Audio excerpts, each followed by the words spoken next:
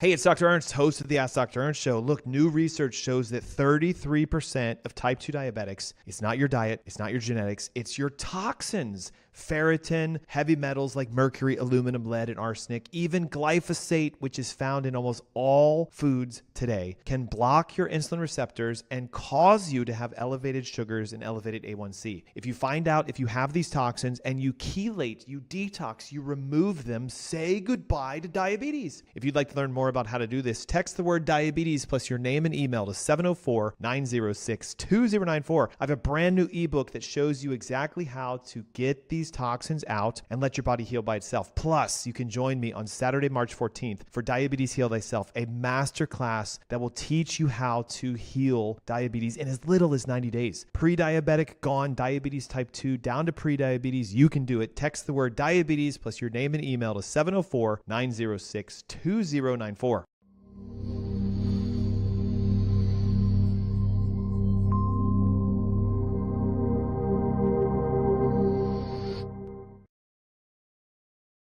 Good afternoon. Hey, happy Saturday. It is time for the Ask Dr. Ernst Show. And listen, today is a very, very special broadcast. So special.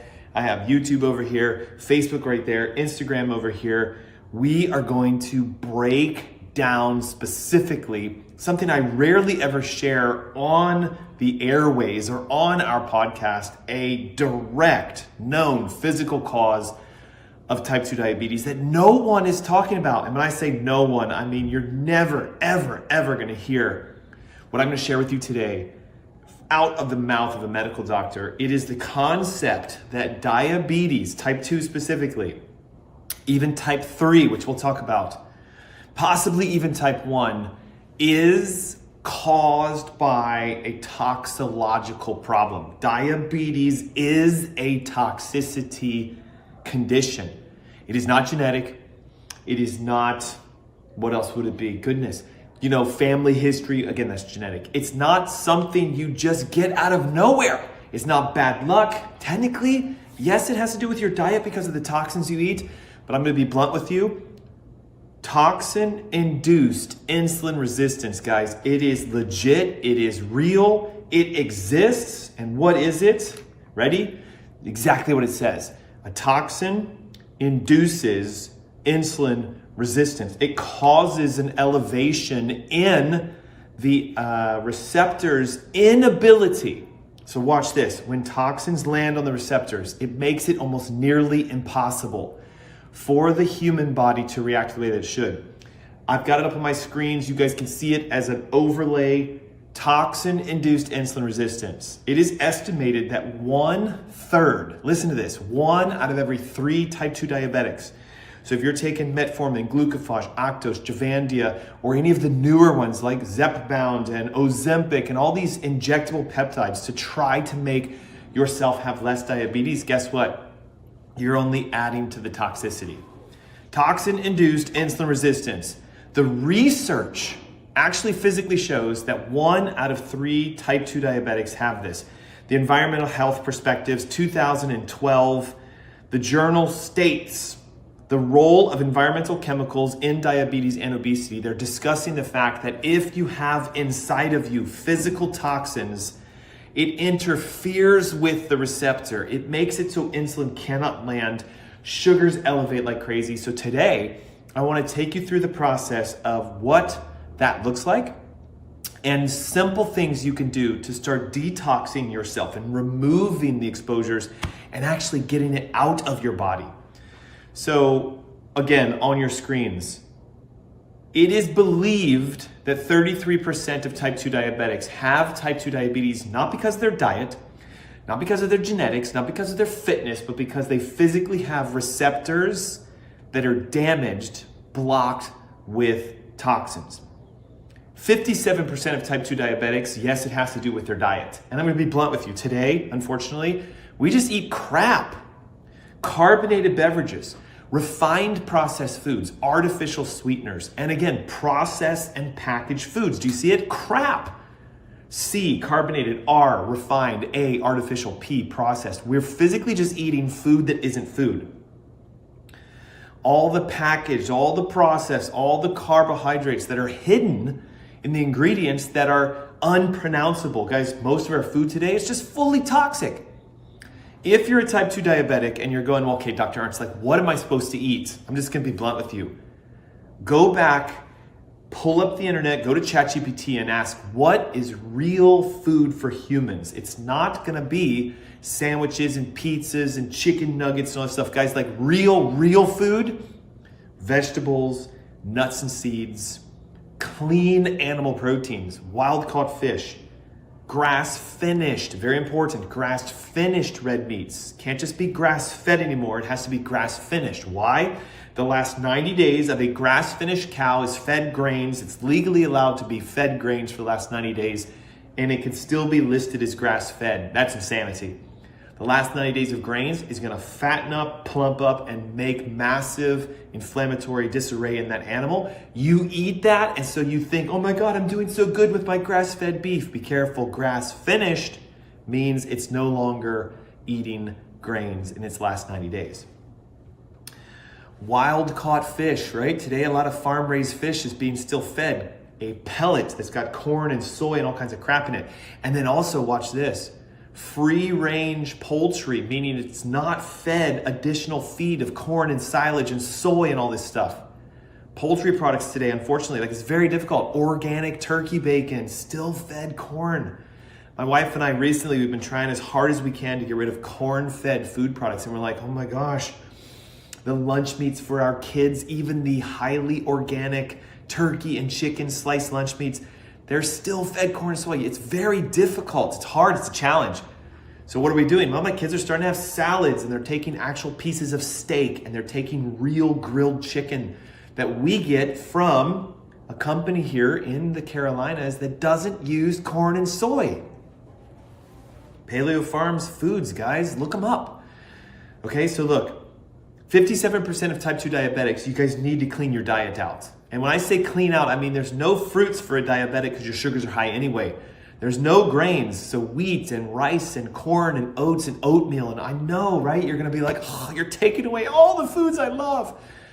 But if you wanna get your sugars under control, 57% of you need to just fix your diet. 33% of you though, today's show topic, clean out your body. Okay, what is major root cause number one of a toxin-induced insulin resistance? It is this concept of something called ferritin. Ferritin is an acute reactive phased product, meaning we can test for it on your blood work. If it's high, it means you're in an acute inflammatory state and even potentially chronic inflammation. Ferritin, by definition, is a protein that your liver produces to store iron. And you guys may know this, iron is used in the human body as a component of hemoglobin. We need it in our red blood cells for the purpose of taking oxygen and binding it to the red blood cell. So we need this God-created ferritin, but it's supposed to be in small amounts. Ferritin's job is to take the rusted iron. So again, remember, basic human physiology and chemistry. Oxygen is a reactive molecule. Iron on hemoglobin is technically a metal. When oxygen and iron react, it can cause rust. This is a natural process. It happens even in your environment. That rust over time becomes old iron, oxidized iron, and the human body is designed to create a protein called ferritin to grab the old iron. What happens is a lot of you have tremendous amounts of old, oxidized, rusted iron in your body, and so your ferritin scores go up over time. Check out the article you can see on the screens. You can even see it. I'll even give you the PowerPoint deck if you want it. The association between serum ferritin and insulin resistance syndrome in a representative population. I'm gonna read the conclusion to you guys word for word. The study shows a significant correlation between serum ferritin, the amount of ferritin in your blood, and the presence of insulin resistance syndrome. Meaning, the more ferritin you have in your blood, the more you are likely to be insulin resistant. It says, interestingly, the severity of insulin resistance seems to be associated with the increase of serum ferritin. suggesting causal correlation. Guys, that's huge. Causal is one thing. Correlation is like, yeah, we see this trend. It seems to go well. It makes sense. It's correlated. But cause, that's a huge word. Causative. Serum ferritin causes insulin resistance. And how can that be? Well, again, on your screen, I created an infographic for you guys. Ferritin blocking the insulin receptor.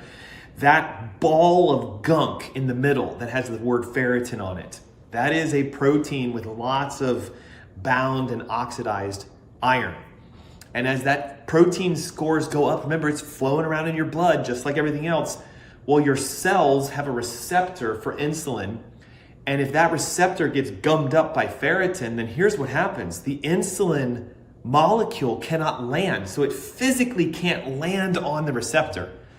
And as a result, sugar piles up on the outside and your cells are starving. So see the mitochondria's got a sad face. The battery levels are low. It's starving. There's no sugar inside the cell, but there's tons of sugar on the outside of the cell. Now watch, ready? Your medical doctors will test your sugar in your blood. And they'll say, oh my God, your fasting sugar is high. And then they'll say, maybe it was just what you ate, so let's look at A1C. It is an abbreviation for the amount of hemoglobin. Notice, we're looking at ferritin and hemoglobin for the iron components. Conventional physicians are looking at hemoglobin from a sugar component. Is it glycosylated? I know it's a fancy term. Is there sugar wrapped around the hemoglobin? That's A1C, guys. So if your A1C is high, 6.5, 7, 7.5, and your sugars are high, they're gonna say, you have diabetes. But what if, in a 33% chance, it's you have ferritin toxicity? Meaning, you get the ferritin out, you lower your ferritin levels, the insulin receptors open up. Oh my God, can you see this? Then insulin lands on the receptor, the cells open up, the sugar flows in, and you get normal, healthy function. This is ferritin-induced insulin resistance. Now, how would we find this on a blood test? Well, number one, it's simple. You just get your blood drawn. We actually look for the ferritin marker. What you're looking at on the screen here is a patient that came into our clinic. They were already diagnosed with type 2 diabetes. Glucose 162, hemoglobin 9.1. Guys, that's uncontrolled type 2 diabetes. And they've been taking multiple medications, doing the injections, following good diet advice, following good exercise advice, and guess what? No results. What did we do? We ran a ferritin test, 639. Can you guys see that? 639. Okay, you might be saying, but Dr. Ernst, I've never heard of ferritin. I don't know what the normals are supposed to be. How would I know if my ferritin's high? Simple, ready? Males, less than 150. Females, less than 100. This is a female patient. Her name is Pam, 639. What did this test show? Her cause of her diabetes is ferritin-induced insulin resistance. It's a toxin that is damaging the receptors. So what did we do? We took her through a ferritin detox.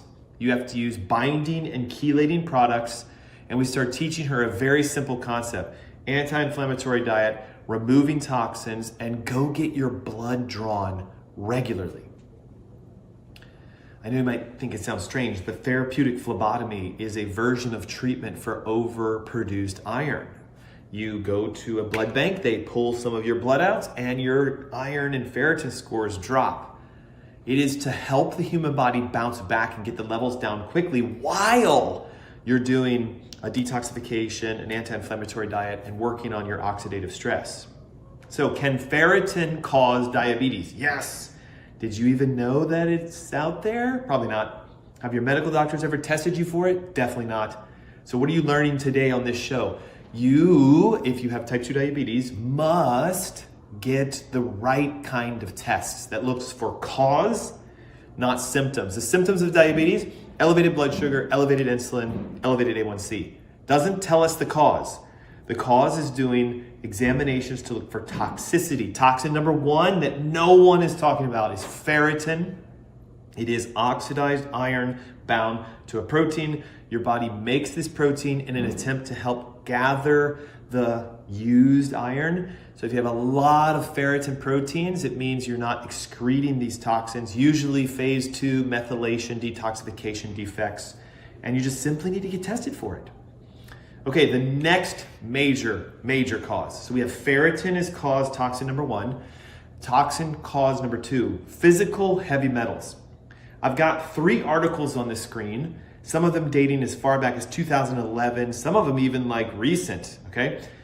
I'm gonna just read the titles to you guys. Metals in urine and diabetes in US adults. What'd they find? Mercury, lead, and thallium tend to be the heavy metals in the urine of people with type 2 diabetes. The next one, the endocrine disruptive effects of mercury. Similar thing, mercury can also bind to the insulin receptor, block it, and cause the same issues that ferritin causes.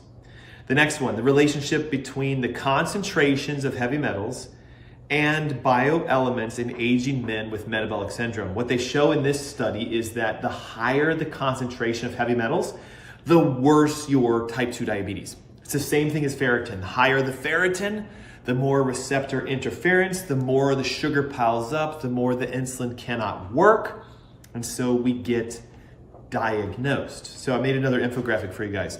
The 3 big boys, here they are. Heavy metals cause toxin-induced insulin resistance. Where do we get lead from? Well, old paint, leaded pipes, traffic. You know, when I say traffic, I mean like all the exhaust that comes from diesel engines and car engines, just pollution in the air. Lead was removed from the US as far as like being in products in like the late 70s, but there's still houses and municipal departments. I mean, look at Flint, Michigan years ago, a massive lead poisoning of an entire city because there was seepage and leakage of the main water supply. If you're born before 1970, you have an extremely high likelihood of having lead inside of your body. Lead can damage the insulin receptors. Mercury is another big one. Not just fish, not just your amalgams, but unfortunately, guys, today, it's in the water supply, it's in the air, it's in the rain. Did you hear the recent, like, oh my gosh, of the snow that came back through the last couple weeks? Tested positive for high levels of heavy metals, mercury being one of them. Sadly, I hate to say it, the powers to be, the government, the big pharma, whoever they are spraying this stuff into the air as part of a cloud seeding project. Don't just take my word for it. Start investigating this stuff. Mercury's main source for you is more than likely the fillings you have in your mouth if they're still the older silver ones. Yes, mercury can be absorbed through your teeth. Your teeth are porous, the metal's in your tooth, so slowly over time the metals pull through the tooth to get into your bloodstream. From vaccinations, they're starting to remove more mercury from vaccinations because everybody's up in arms at how dangerous mercury is, but they're just replacing it with other metals like aluminum and things. And then also, it's in the food you eat. The larger the fish, and I know this is gonna sting, guys, the ahi tuna steaks and the swordfish and the grouper and the marlin and all those like special fish, well, they're high in mercury because of bioaccumulation. So here's the thing. We know lead can induce insulin resistance. We know mercury can induce insulin resistance. The thallium is a big challenge, okay? Thallium is typically a byproduct of burning coal for energy. So the coal ash, the waste, right? What's left over from the coal, they have to put them in reservoirs and they have to put them in areas to hold all the waste of making all the electricity we use. And that stuff just seeps into the ground. So typically you'll find thallium in groundwater contamination. So like smelters and coal fires and industrial waste products, that's where we get thallium in our bodies. Mercury, again, from vaccinations, from our fillings, from our foods, in the air we breathe, in the water we drink. And lead is found in, pipes and paint and pollution, air pollution, etc. So look, here's the thing. If you test positive for these guys, and you have type 2 diabetes, there's no amount of diet and exercise that's going to bounce you back. It is proven, you can see it on the screen, mercury, lead, thallium. They block the insulin receptor in the exact same way that ferritin can. So the sugar doesn't get in the cell and it piles up on the outside. So you starve for energy you gain weight, you're fatigued all the time, all the symptoms. Again, why? The binding product, the heavy metals, are just covering up the insulin receptor so it doesn't work. Now here's the joy of today, okay? A couple things. One, it's not like I'm just making this stuff up. Hard, fact, evidence-backed research. Look at this. Getting lead out. Are toxic metals slowly poisoning you? I'm going to read this to you guys. Metals are important for our health. We need trace amounts of them. We can't survive without iron and magnesium and calcium and all this stuff. Those are technically metals. But certain metals like mercury, lead, arsenic, thallium, aluminum can be very dangerous. Heavy metal toxicity can cause, now listen guys, heavy metal toxicity can cause or exacerbate, make worse lots of health problems, including cancer, chronic fatigue syndrome, fibromyalgia, high blood pressure, autism, Alzheimer's, psychiatric disorders, neurological disorders like MS, Parkinson's disease, Lou Gehrig's disease. Do you hear this? Heavy metals isn't just a type 2 diabetes problem. It's an every major disease problem. Low levels of metal toxicities may vary with certain symptoms like, here's how you would know if you have heavy metal toxicity. I'm tired, my stomach hurts, I get headaches, my joints hurt, I'm depressed, I'm having memory issues. By the way, that's like 90% of everyone. So heavy metals are a huge deal. Mercury and nickel, allergic responses and how it can create fatigue and autoimmunity.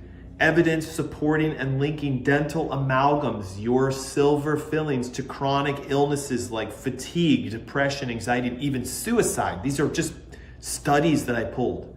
Reactions to metals in patients with chronic fatigue and autoimmunity. All it simply shows is metals do more than just block your insulin receptor. They damage your health. So here's the joy again of today, guys. In the world we live in, there's technology and testing that will show us, do you have high levels of heavy metals?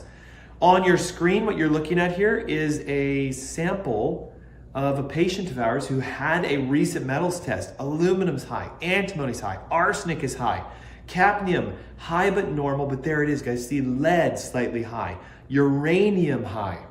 I asked this patient, I said, hey, do you live in a house that has a well? She's like, yeah. And I'm like, okay, half this stuff is coming from groundwater contamination. Some of this is from your beauty products, but the lead is why your insulin receptors are being blocked. You have toxin induced insulin resistance. You know what she says to me? She goes, oh my God, like finally someone found the cause. Now we can take her through heavy metal chelation, using detoxification, and as the metals come out, the receptors are not blocked and insulin works and sugars go down. It's just how the human body works. Okay, third major toxin. So toxin-induced insulin resistance, ferritin, number one. Heavy metals, number two. Glyphosate. All the crap that we spray on our foods and in our yards. Look at this.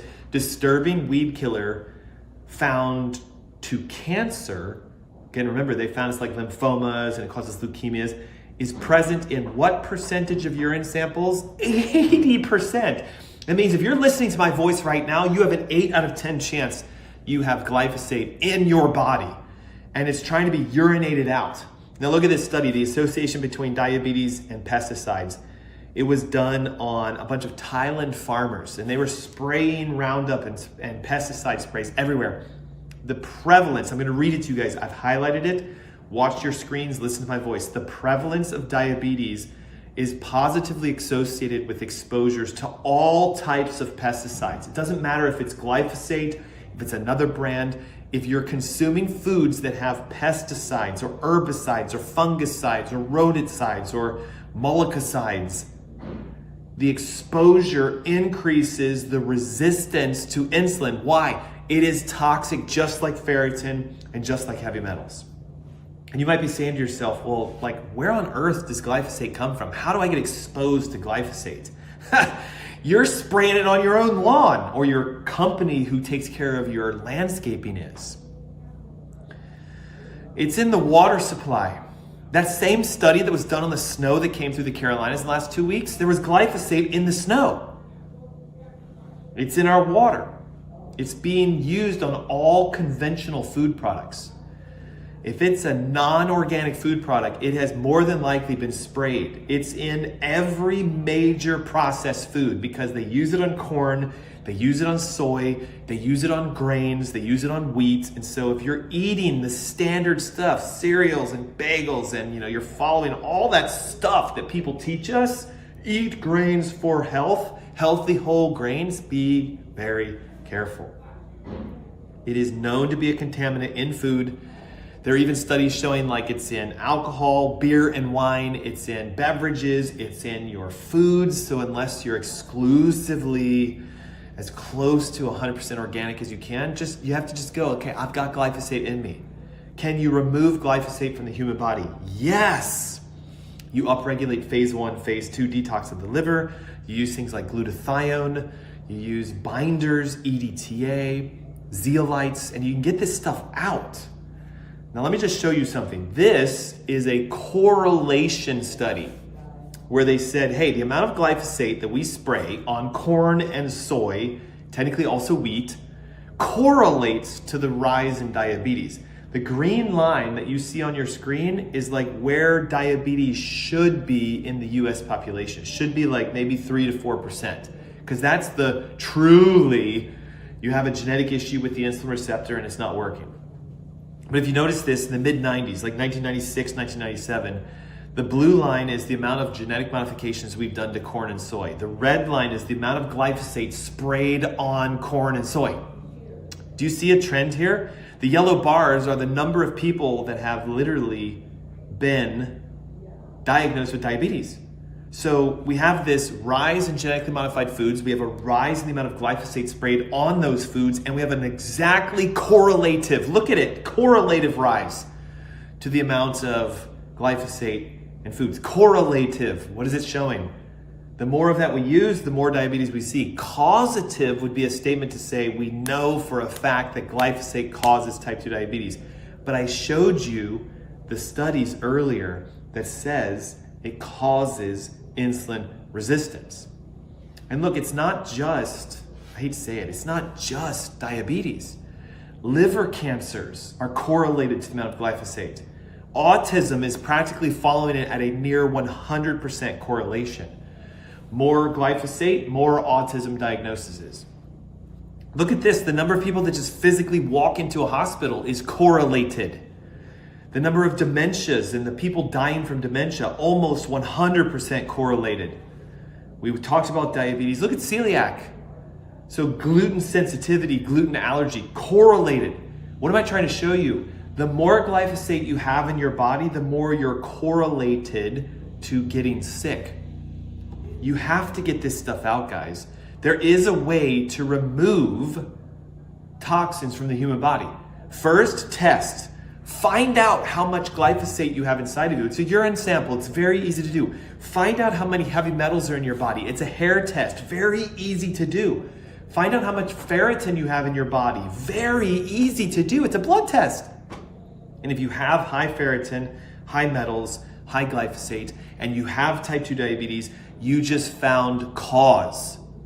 Now correction, chelation. You're gonna need some coaching with it. This is why I would recommend you join me Saturday, March 14th. It's a couple weeks away from the broadcast I'm doing today. Diabetes Heal Thyself. That's where I show you how to get it all out. Today's show was look at the cause, look at the correlation, look at the connection. Pay attention, download the ebooks. They're in the links above and below. I've got free resources for type 2 diabetics, free. Like I'll give you the diet for those 57% of you that can't get rid of the sugars. There's the diet. For the 33% of you, there's basic ways on detoxing and starting to do it now. And then on Saturday, March 14th, Diabetes Heal Thyself Masterclass. It will show you how to get it out. That's it. It's that simple.